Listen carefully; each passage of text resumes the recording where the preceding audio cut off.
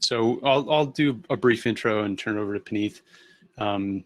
And I think one of maybe the biggest benefit that we can give today is that we have a few learnings from some investments we've made at Trucks, and a few things we've been diving into more deeply on the supply chain side that informs some of the discussion on owned micromobility vehicles.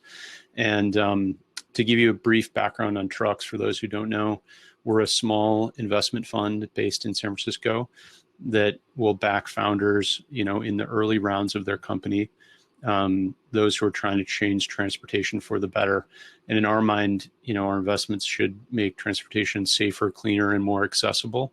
We were founded in 2015, and we've backed around 40 companies.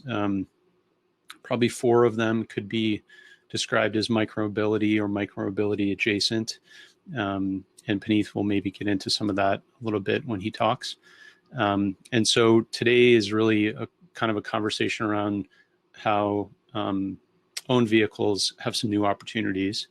And with that, I'll probably turn it over to Puneeth. I guess the other maybe pivot point that's important to discuss here is that last year we started to look more at the owned space, as the shared space saw in some cases less use right after the pandemic in March. I know that a lot of those networks came back strong throughout the course of 2020, but we started to spend more time on the owned space. And we're pretty bullish on both, to be candid. And Puneeth went through a period of research for the supply chain, which has informed a lot of the stuff. So with that, I'll turn it over to Puneeth to kind of kick us off here. Awesome. Yeah, so thanks, Riley, and excited to be here. Again, we're talking today about what is missing in the owned micromobility space. And this is based on some recent research that we did. And really what we found is that a lot of the problems in micromobility in general, but specifically in owned micromobility, can be broken down along these 3 axes of supply chain and distribution and maintenance. And really it's our kind of thesis coming out of that research that the most compelling owned micromobility players will be the ones that vertically integrate along all 3. And so to give a bit of structure around the presentation, we'll dive into each of those 3 axes and talk about kind of the status quo today and what are we seeing people do to help improve each of those axes, and then talk about how all of that comes together and what are some of the key opportunities that we're looking for. That being said, let's get started. So the first is around manufacturing and supply chains. Really this industry as a whole was born from the convergence of these 3 supply chains, the traditional bikes, consumer electronics, and automotive. To discuss their role, the traditional bikes, generally a lot of what they're building tend to be things that they've perfected over the past few decades. And ultimately, though, a lot of what they're building are now deemed commodities by a lot of the micromobility industry, and their lead times of 6 to 12 months are already starting to be a little bit too long. And so, their role is really starting to wane a little bit.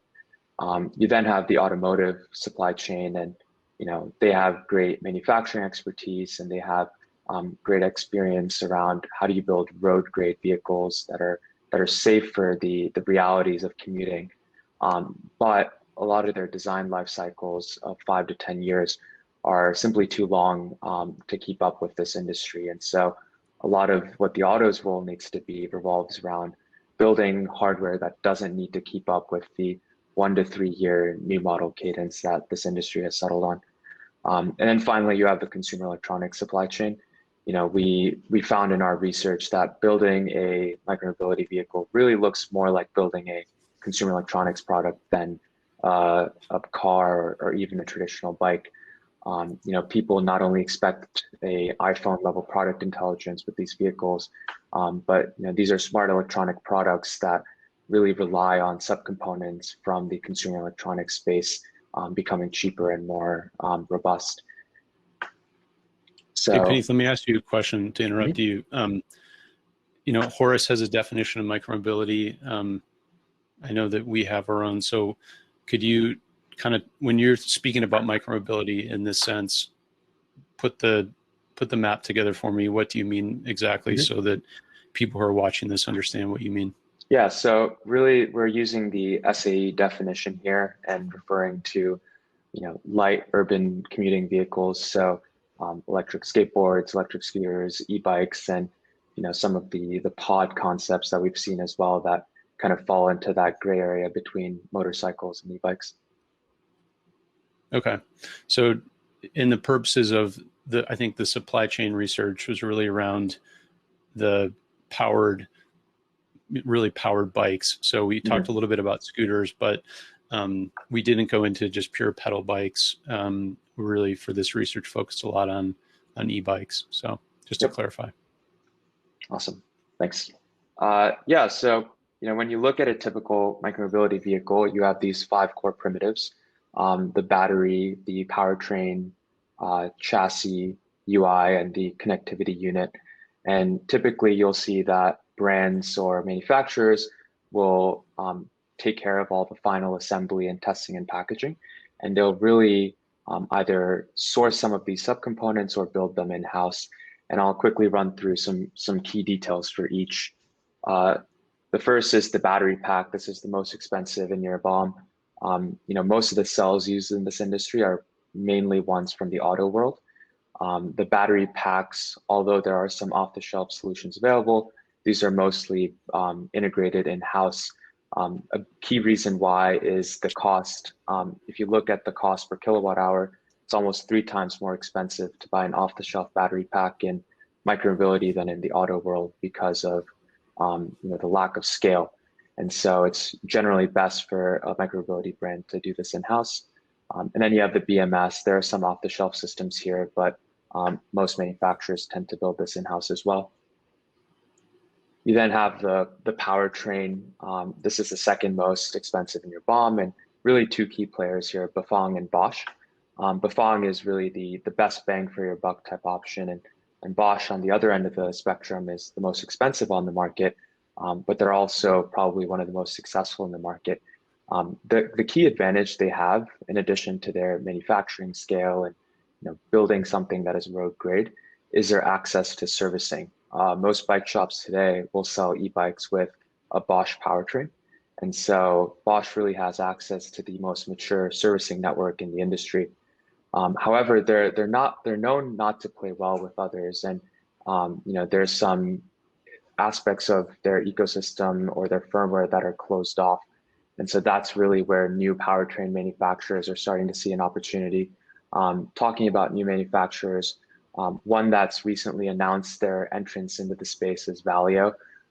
They're planning on using their existing 48-volt mobility platform that they're using for 3-wheelers and things like that, and scale that down to the micromobility use case. You then have the chassis. These are mostly commodities from the competitive cycling world, really mainly dominated by Shimano and Giant. You have the UI. This is pretty straightforward as well. Either screens and different types of interaction hardware on the bike itself, or mobile apps and things like that. And then finally, you have the connectivity unit. Again, there are some off-the-shelf components available here from the likes of unsung heroes in this industry like Particle. These are mainly IoT units from the consumer electronics world. And then most manufacturers generally tend to eventually build this piece in-house because it allows them to have deeper control over their firmware and things like that. So, and then finally, you have the people that are assembling these vehicles together, right? So you have traditional bike OEMs, your Treks, your Giants. You have contract manufacturers like Okai or FritzJow, and then direct-to-consumer brands. I think some interesting points to mention here. The contract manufacturers are quickly growing in their ability to build high quality, great products in this space. I think initially they struggled a little bit simply because they didn't have the experience around safety, validation, and testing when it comes to vehicles that are on the road. But as they build more vehicles, they're learning that very quickly. Hey, Puneeth, I have a question about the relationship that consumers of these owned vehicles have with these components. So if you just want to go back, to that slide, Mhm. A lot of the big brands that people are used to buying are, I think, very much proud of the subcomponents. Like the Shimano brand, you might see like when you buy a $3,000 Specialized, they actually, in many cases, are quite proud of those components. And I feel like it's because the bicycle world for many years, people have wanted to know kind of what's built in the bike. And I wonder, as some of these companies kind of grow up, let's say 5 years from now with Van Moof or Rad Power or other brands that are selling direct, do you think that they're going to use those players and show off those components? Or if these, Akai and Furtschauer are going to get so good at making some of these components that they just really white label them, and when you ride a Van Moof, you frankly don't know about any of those subcomponents. The analogy here would be like, if you buy a Nissan, you don't necessarily know that the headlights were designed by Continental and the wiper blades are from Valeo. So is that what's going to happen here? Yeah, no, I definitely think that's the general trend. I think, in earlier times, showing off that you have Shimano gear sets or things like that is a way to lend credibility to your vehicle. But as you start to see some of these vertically integrated brands, growing up and becoming bigger household names, they don't necessarily need to do that. And in many cases, the likes of Van Moof or Rad Power are starting to build that themselves as well. I think another important thing to mention here is as this supply chain matures, you don't necessarily need to have a gear set from Shimano to know that it's reliable and robust. Right? A lot of these other suppliers are becoming very good at building these things as well. And so it just starts to make sense to either go towards cheaper, no-name alternatives, or in many cases for the vertically integrated brands, they're starting to build this themselves. And then one other question for you, which is in some part based on a question from Chuck Temple here in the comments. Do you think that some of these, it feels like to me, some of these subcontractors have grown out of a specialty around bicycles, and then they built components for scooters. And then there's other entities you can think about like Ninebot that are, I wouldn't say starting from scooters, but have a lot of expertise in scooters and are going to grow into other products and other ecosystems. Do you think that eventually the best supply chains are going to converge, where if you are a contract manufacturer, you're really good at building both bikes and scooters? Or is there going to be kind of this divide where, those people who build one aren't necessarily exceptional at building the other? Yeah, so I think it depends on the specific primitives. So if you look at the chassis, I would imagine that there might not be as much of a convergence because there are specific, chassis components that a scooter might have that an e-bike wouldn't, or vice versa. But I think a lot of the other components, the powertrain or the connectivity modules or the batteries, are going to converge because largely those two form factors are built off of the same powertrains and batteries and things like that. Cool, thanks. I had to go on mute because my dog was barking a lot, so I apologize. All right, Nice. continue. Sorry Cool. for the interruption. Not at all. Yeah, so there's the statement that the micromobility supply chain is broken is it comes up a lot, and I think really when people say that, they're talking about 6 core problems. The first is around a lack of alignment. I think a lot of these vehicles and therefore their supply chains were never designed to care about the product once it's out the door, because they were never really more than toys until recently. And so this is what caused a lot of the robustness and safety problems initially in this industry. You then have a lack of understanding around failure modes. An interesting quote from one of my interviews was that it doesn't matter if your components aren't street grade as long as you know that and can design around them. There are no standards or standard setting bodies that certify safe vehicles in this space. In fact, e-bikes today fall under the purview of the Consumer Product Safety Commission, which is the same commission that regulates toys. And obviously they have very little experience around how do you determine whether a vehicle is safe or not. It's also impossible to detect why these components fail because there's very little tracking of failure to begin with. And ultimately, everything here is just being built for the first time. And so there's just not enough historical data around safety critical failure modes. Another problem is around component specs. A lot of suppliers can't give you good specs on the components they sell to you. So like the acceleration curve of the motor, et cetera. And that means it's near impossible to use that info to customize the drive dynamics. And most suppliers also design a subcomponent based on custom specs from the consumers or customers, which is a huge design issue as well. Another problem is around supplier relations. And for many, this is their biggest supply chain pain point.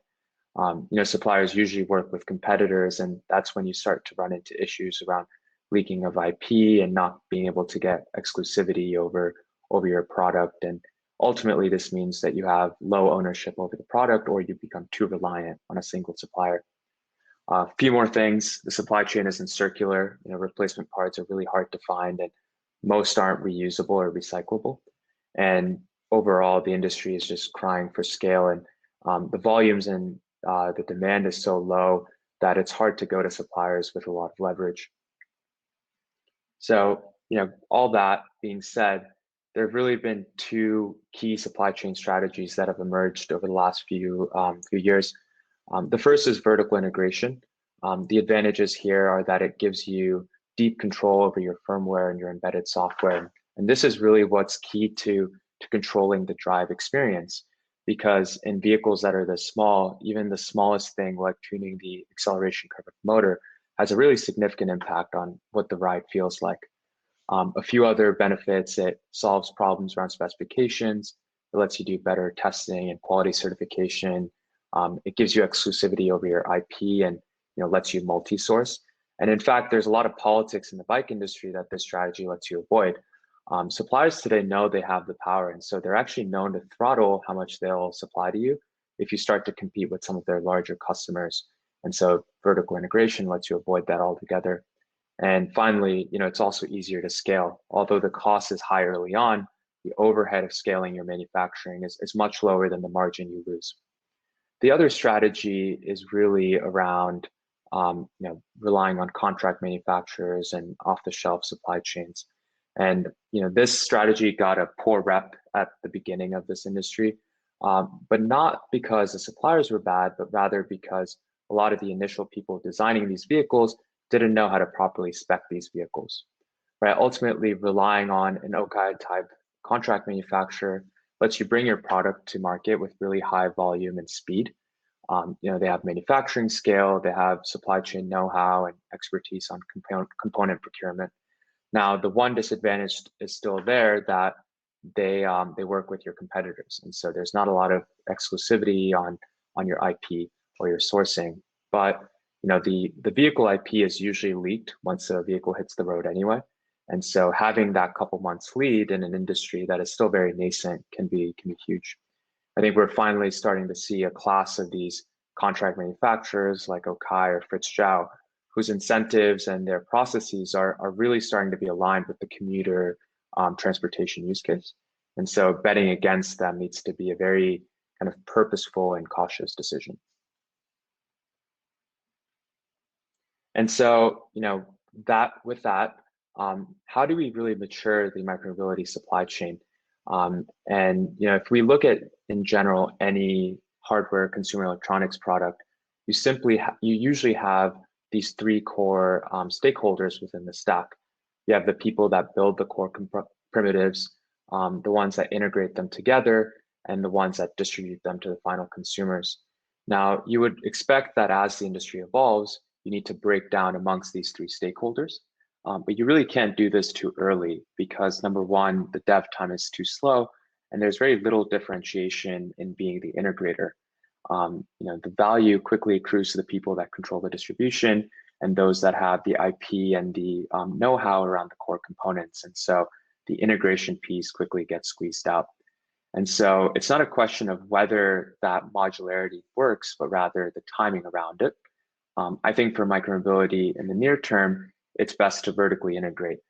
In particular, the strongest, most expensive, and most integrated primitives like the powertrain or the battery need to move up the stack and vertically integrate with distribution. once you reach that tipping point where the tech and the supply chain settle down and the regulatory environment becomes so difficult to handle, or the cost of compliance is too high, that's when you need to unbundle. See, right now the cost to certify a car or an airplane is in the millions, but for micromobility, it's in the thousands. And so it's simply not hard enough to build up those pieces yourself, or simply not expensive enough to build up those pieces yourself, but it will be later on. And that's when you need to unbundle. And I think the automotive industry actually provides a great roadmap here of what that unbundling looks like and how some of the surrounding infrastructure can evolve based on that. Cool. The next axis is around distribution. And for owned micromobility, this is really the biggest bottleneck. Currently, most distribution runs through these fragmented mom and pop bike shops or big box retailers. But most bike shops have no economies of scale and they're prisoners to the specific drivetrains they sell. And on the other hand, the big box retailers have no incentive to make a great after sales experience. But because they own the distribution, this is why they end up beating out a lot of the better designed or better built bikes. And that's why the industry is really cluttered with so many off the shelf bikes that under the hood look very similar. And so I think new players entering this space need to remember that value accrues in the distribution, and they need to think deeply about that and their use case and work backwards to be successful. There's a couple of new strategies that some of the more innovative brands or some of the newer brands are trying. The first is a combination of selling directly to consumers online and combining that with brand stores. This gives you a really rich ownership of the consumer experience, and it gives you full knowledge of the pain points that your consumers have. But it is expensive to scale, and so a hybrid with authorized vendors and maintenance and resellers, kind of like auto dealerships, is a plausible next step. You then have subscription, and this is really built on the Iron Man analogy that a lot of new mobility services are built upon, right? Something that's instantly there when you need it, instantly gone when you don't. People don't necessarily want to buy a bike, but rather want access to that bike. And so subscriptions are really what let you play around with that variable ownership model. And then finally, you have blended distribution models. Now, regardless of some of the uncertain unit economics of shared vehicles, one thing we can agree on is that they provide virtually free customer acquisition and really great lead gen. And so you can use these shared models or these subscription models to capitalize on that customer acquisition. You can market, you can set up all the infrastructures that that specific market needs, and then you can move to direct to consumer from there. And we're starting to see a lot of brands experiment with this already. This is the type of thing that Bird's been doing. Voy and Tier are also trying to do that. Hey, Puneeth, I have a question about that. So, you would imagine a perfect world. In a perfect world, the shared systems would in some ways use their networks as QA for better products. And I think to some extent over the last 2 or 3 years, what they've learned from those fleets has informed better fleet vehicles. But do you also think that these networks, in having all that data about how people are using these vehicles, could inform better owned experiences as well? So what I mean by that is, why wouldn't Bird or Lime or Tier be able to come up with a consumer owned experience as compelling as a Van Moof or a Rad Power? I know that you can buy a Bird at Target now in the United States. But I wonder, could you talk through that a little bit, and if shared is really a QA space for owned? Yeah, so I think one thing that we've seen so far, a lot of the vehicle manufacturers that have been supplying vehicles to shared operators, so your Segway, Ninebot, Okai, they've certainly used the knowledge that they've learned from these vehicles and operations to improve their own vehicles. And I think for the likes of a Bird or a Lime, in seeing that they're starting to move more and more towards selling these vehicles directly to consumers or providing subscription models and things like that, I certainly think that they have the opportunity to build just as compelling of an owned offering, if not more compelling than a Van Moof or a Rad Power. And I think a big part of it, number one, is definitely the vehicle design and the QA around that, but it's also a lot of the infrastructure that they can build up, right? Because Bird is already launching thousands of vehicles on the road, they're incentivized to build up better infrastructure, whether that be around charging or parking or whatever, for both their own consumers as well as their shared consumers. And I think that synergy between those two is actually quite powerful.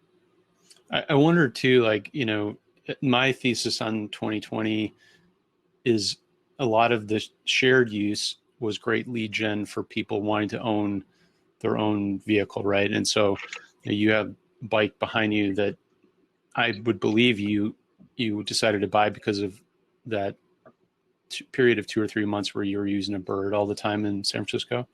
So shared can be a great lead gen for owned vehicles. And I think this is actually in high contrast to like Uber and automobiles, because if I take 10 Ubers a week, pre-COVID, if I was doing something like that, it doesn't necessarily make me want to buy a car. In fact, it probably highlights the utility of a ride-hailing system, because I don't have to worry about parking, don't have to worry about maintenance. But bikes are different, or micromobility vehicles are different, because I think they actually promote the category so much that they get people so enthusiastic about it. And better shared systems will improve the economics of shared businesses. But I also think that they'll continue to drive people into wanting to buy their own stuff. And I'm really curious how these two worlds of owned and shared kind of interdigitate over the next few years. And I don't know if a company is going to be able to pull off both effectively. It's not surprising to me that VanMoof doesn't have a world-class global sharing network. It's also not surprising me that Bird and Lime don't have a world-class retail product right now. So maybe that's just the way it's going to develop. But yeah, I think it's also a matter of cost competitiveness, right? I mean, taking a Bird or a Lime every single day when you're commuting to work adds up and ends up becoming much more expensive than just buying a vehicle outright. And so again, in that spirit of lead gen, these shared services have helped teach the greater public that you can use these vehicles to commute publicly. And so once you figure that out, I think economically, just buying your own vehicle makes more sense. Cool. And then the final axis is around maintenance and servicing. And again, this is really where we see a lot of immaturity and pieces of the micromobility industry being broken. I think right now when we think about maintenance for these vehicles, number one, we don't have enough vehicle history to expose the types of maintenance that's required. And on top of that, most vehicles are designed to prevent maintenance as opposed to making maintenance easier. We don't really have any concept of a regular every few 100-mile checkup or something like that. And there aren't a lot of convenient maintenance services either. Existing bike shops today are really your best bet, but most bike shops either don't know how to service a lot of electric scooters and bikes, or they purposefully don't service those that weren't bought at their store. And on top of that, most of them aren't even in bikeable, within bikeable distance to their consumers. And to make that matter even worse, the supply chain and the logistics for replacement parts is really poor as well. And so it's one thing to get access to having your vehicle maintained, but if you don't have the replacement parts, that just makes that whole process even worse. And so, I think the solution to a lot of these maintenance issues is really a combination of technology and logistics, which enables more remote maintenance. First of all, I think vehicles need to be designed more with modularity and maintenance in mind, and make maintenance as easy as possible. And if you have that plus better vehicle software that can kind of do software-based diagnostics and maintenance, this really enables remote maintenance or other kind of maintenance models like on-demand maintenance that a VanMoof provides through its bike doctors, for example. And I think, sorry, I was going to say, I think there's one example here from kind of the EV world that is interesting to chew on. And, recently we saw there was this open job that Rivian posted around remote diagnostics. And the point of the job appears to be to get people to be able to identify a problem and potentially fix a problem with their vehicle so that they don't have to go to the dealership, right? Which is in many ways, it's totally counter to the old automotive way of thinking, which is that you want to drive a lot of people back to the dealer to get, official maintenance from your, Chevy dealer or something like that. And so in electric vehicles, remote sort of almost like telehealth, if you have a teledoc, something like that, that can help identify something, maybe including software updates, maybe helping you live with an advisor one-on-one to look at something, is going to be a huge part of this. It's probably a necessary part of powered micromobility vehicles that you have a component like that. And unless you have big established retail networks, you're going to have to go to something like this. And I'm curious, and I bet we're going to see more of these ideas growing out of micromobility first before we see them really well developed in the EV automobile space. Mm-hmm.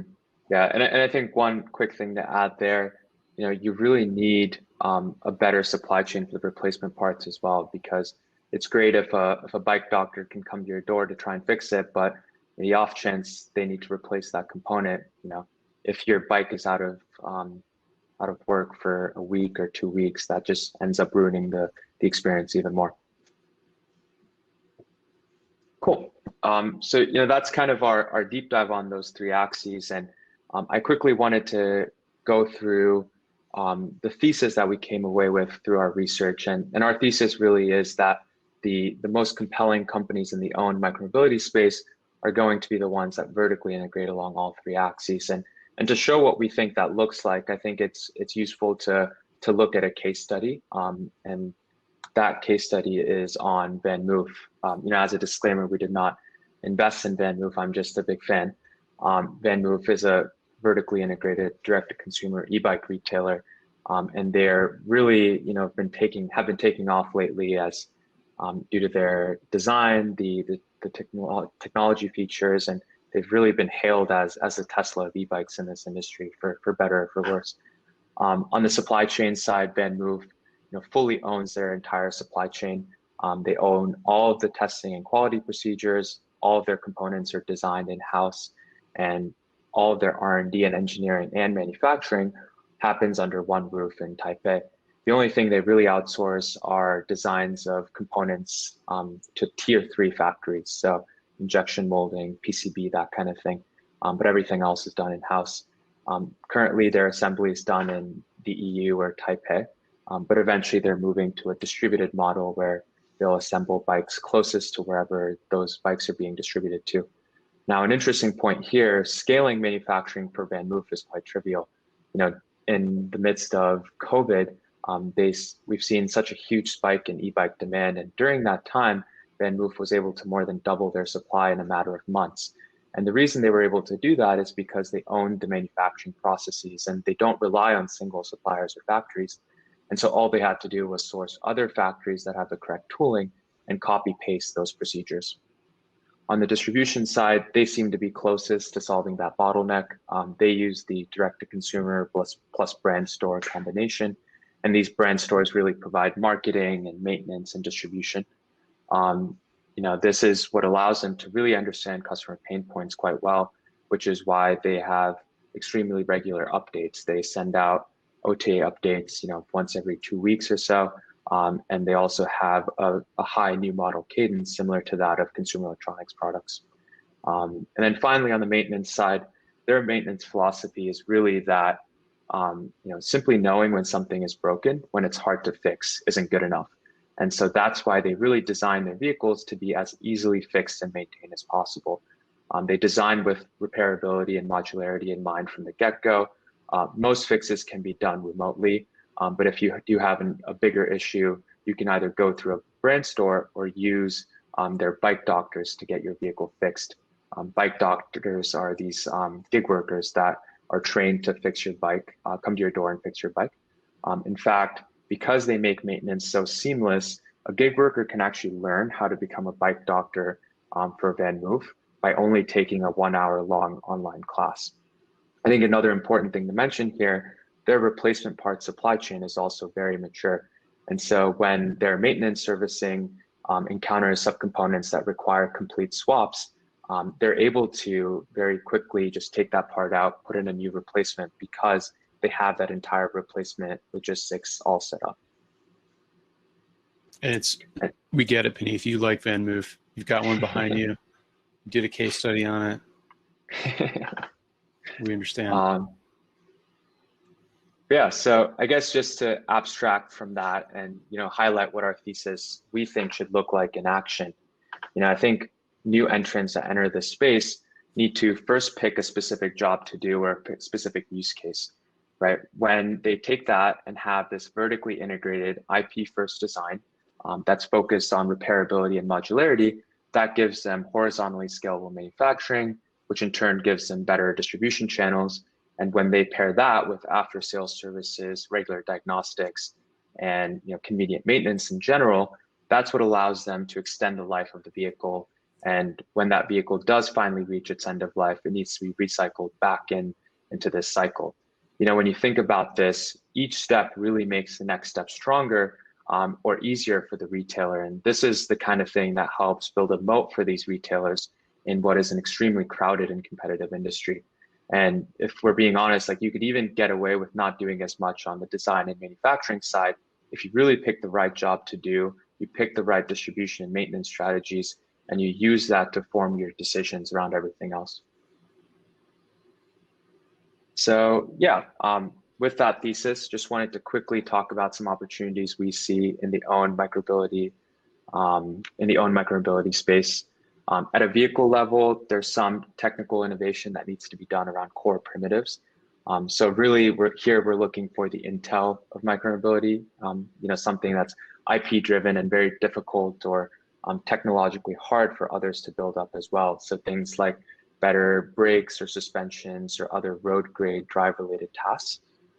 Another thing is around a better vehicle operating system and really rethinking and building these vehicles as software platforms. I think ultimately when you think of these vehicles as a platform beyond just their A to B utility, that's what allows benefits to cascade along all three axes that we just discussed. Eventually, I think that the hardware for a lot of these vehicles starts to become and look like a commodity, just like in the auto space. And so the value and the heart of these vehicles does start to tend towards their software.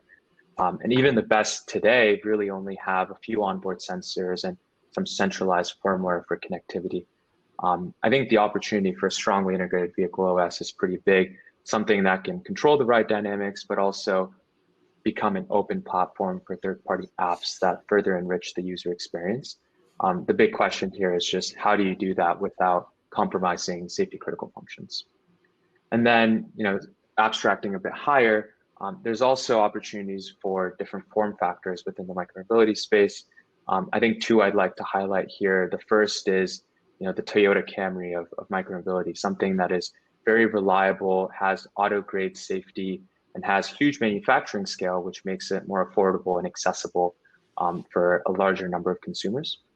And then I think another form factor is one that kind of fills the gap between e-bikes and cars, and specifically we're thinking about the pod vehicles, kind of like the Nimbus shown here. I think the big problem with pod vehicles we've seen today is that most pods are designed to be smaller cars as opposed to larger e-bikes, right? And this is what makes them too expensive. And when these pods cost $10,000, $15,000, it just makes sense to just buy a car instead. And I think designing them as bigger e-bikes is, that's what allows them to be more competitively priced, and relying on those e-bike or micromobility supply chains is what brings that cost down. Now, when you start to delve into these bigger vehicles that likely have that higher price point, somewhere between $3,000 to $10,000, that higher price point, I think, not only gives you better unit economics, but also incentivizes OEMs to build high quality vehicles with better infrastructure. And it really helps change the perception of these vehicles to that of a car replacement. And then, on the owned side, and I think this is specifically very important for the conversation today, there's a lot of opportunity around improving and really making great consumer experiences. First, it's around building better consumer brands. I think existing brands, a lot of times, they are no better than a Nokia or a Compaq, right? There's not much that retains customers within that ecosystem. And people also often forget that these vehicles are emotional purchases. And so, it's important for vertically integrated brands that can kind of build up that attachment and excitement and pride around these vehicles. I think really the industry needs a sort of Apple or Tesla type product that has these amazing end-to-end vertically integrated user experiences. Now, to have these great consumer brands, you need a couple of different third-party solutions that enable this user experience. The first, we need a better kind of validation, certification, and education entity, perhaps a privatized DOT of sorts, right? Now, the need for vehicle grade certification is obvious, but I think a more important need even is around education. And the way that this industry deals with power is a great example. Power equals safety. And I think higher power doesn't necessarily mean a faster vehicle, but rather an ability to make the vehicle safer. And regulators often don't understand this. And so when you place a 250 watt limit on a e-bike or a scooter, you're basically dooming it to never have great electric brakes, never have the acceleration to keep up with traffic or go up hills. I think another opportunity here is around resale and the aftermarket. And the opportunity for resale is huge, particularly because new e-bikes have really long wait times at the moment. And because we're at the beginning of this huge spike in demand, used e-bikes can actually command quite high resale prices. Now, additionally, people also want better micromobility financing. But one of the reasons these financing options don't exist is because we don't really have the resale or residual value models for these vehicles that usually come from used marketplaces. And the reason we don't have great used marketplaces today for e-bikes or scooters is because number one, the key components like batteries or powertrains are really expensive to replace, and their warranties are usually poorly run. And so it feels like there's an opportunity for some of those primitive manufacturers, so a Bosch or a Bafang, to really buy up some of these old bikes and refurbish them or refurbish them cheaply, and really start to establish a credible used marketplace. Yeah, there's So a question I would ask you, Puneeth, on this is, for the consumer brands, in my local, sort of neighborhood collection of e-bike owners is mostly Van Moof Rad Power riders. There's not a Van Moof in my little 2 or 3 block radius I see often. There's a couple of Ubas, and so there's an indication that there's a lot of little families that live in our neighborhood, and I would say all of the Rad Power owners are super enthusiastic about it, and they're deep evangelists. And I think this is because often it's their first e-bike, and they're just so excited about the category, and they're can't wait to tell you about it. They'll let you test drive it if you want. And I wonder, some of the, things we're thinking about here around great consumer experiences probably are important, but aren't really necessary until we get to the second and third wave. Because once people have owned a bike or two in this category, then they start to really understand some things they need. And so the first e-bike experience is often so much better than just a pedal bike, that contrast alone is exciting. And so I'm just interested in what the consumer value proposition is for an e-bike 5 years from now in cities where you, Puneeth, are on your second or third e-bike or something like that. I think it's going to look a lot different than today, which is, I think, just an indication of how early we are. And then maybe the other comment I'd make is a lot of the stuff related to the aftermarket is in part because we don't have a good idea of the components and the state of those components when they go into the secondary market, but also we don't have really good data on sales because because these vehicles don't have any registration or number plate and they don't have insurance. The sales data around this industry is really sparse. So almost every month, a founder will email us saying, can you tell me definitively how many e-bikes were sold last year? Because I'm putting together my pitch deck and I like want to, you know, give a really nice big number. And it is a big number, but we don't really know. I know there's this NPD did a stat about some of the sales from last year, but this is all to say, like, there's a lot of things that aren't built out nicely right now, and they are opportunities. Yeah, I think one of the important aspects of, you mentioned, I guess, the like honeymoon period of transitioning from a pedal bike to an e-bike. There's definitely the functional advantage or the functional improvement in using an e-bike. But I think one of the things to realize is the experience of using an e-bike is very different. The type of consumer behavior is very different around having an e-bike versus a typical pedal bike. If you look at some of Rad Power, Van Move's success in the past few months or past few years, it's because they've been selling to people that aren't typically bicyclists. They're selling to people that would have never even considered commuting in a city on a bike, but are now going to do that because of Rad Power. And so I think that's really servicing. That's actually one of the things post is really important. That's one of the things that I find so funny is when I talk to like the hardcore biking world about Rad Power, they're always frankly pretty dismissive because they're like, oh, look at these parts they're using.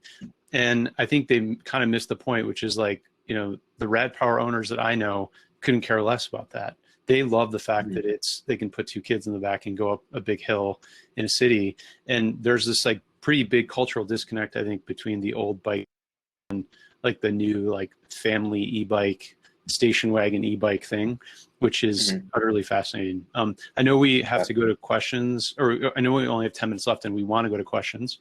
So are there a few more, is there one more slide you want to put up and then we'll go into the chat somehow? Yeah, sure. I think the final, just to kind of conclude things off, this was a newspaper article that we came across in 1962. There was this newspaper that carried out a story on what will the future of mobility look like in 2022. And, I don't think we're all that far from this, but I think integrating these three axes is a critical step to get there. And so with that, we can open it up to questions.